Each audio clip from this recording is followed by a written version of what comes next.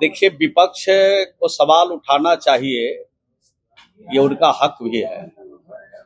लेकिन हमको जो जानकारी है कि उत्तर प्रदेश सरकार के मंत्री, माननीय मंत्री, कई मंत्री आए थे और सत्ता पक्ष के माननीय मंत्रियों से भी, नेताओं से भी और विपक्ष के नेताओं से भी मिलकर के आग्रह किया था कि कुंभ मेले में आप सादर आमंत्रित हैं। जब कोई व्यक्ति आमंत्रण देने के लिए आता है, कोई सरकार का प्रतिनिधि आमंत्रण देने के लिए आता है, तो उस समय उनको सुझाव भी देना चाहिए। इतना बड़ा आयोजन हो रहा है, इस आयोजन में आप इस तरह का इंतजाम कीजिए, इस तरह की व्यवस्था कीजिए, कहना चाहिए था। और विपक्ष, कोई घटना घट गई है, चुप हुई है, इस घटना से तो हम सब लोग मर्माहत है, इस घटना से हम लोग दुखी भी है। और इस घटना में जो परिवार दुनिया से चले गए हैं, उनके परिवारजनों को इस संकट की घड़ी में धैर्य रखने के लिए ईश्वर से प्रार्थना भी हम लोग कर रहे हैं। और सरकार से चूंकि सरकार इसकी समीक्षा भी करे, आगे इस तरह की घटना की पुनरावृत्ति नहीं हो। लेकिन विपक्ष को इस घटना पर राजनीति करने के बजाय, महाकुंभ का हादसा मोदी और योगी के कुव्यवस्था का परिणाम है।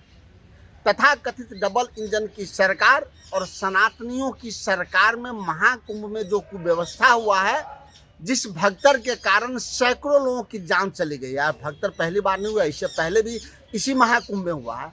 आज से पहले किसी महाकुंभ में इस प्रकार का भगदड़ नहीं हुआ, जबकि हजारों करोड़ रुपया का बजट आवंटित हुआ है। आखिर पैसे के बंदरबांट किसने किया?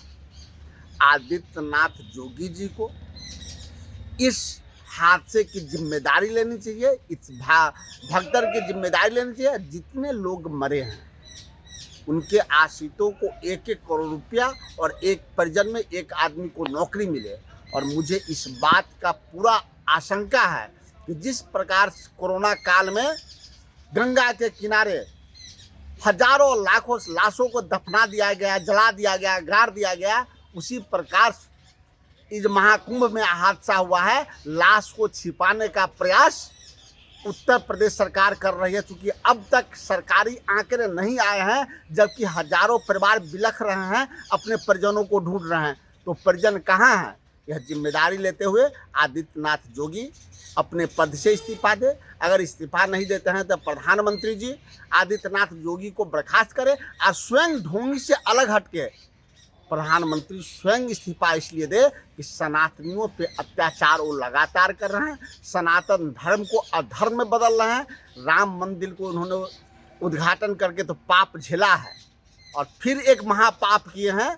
इस पाप से चाहे 5 तारीख को जितनी डुबकी लगा ले दिल्ली के चुनाव के कारण, लेकिन इस पाप से नरेंद्र मोदी निकल नहीं पाएंगे।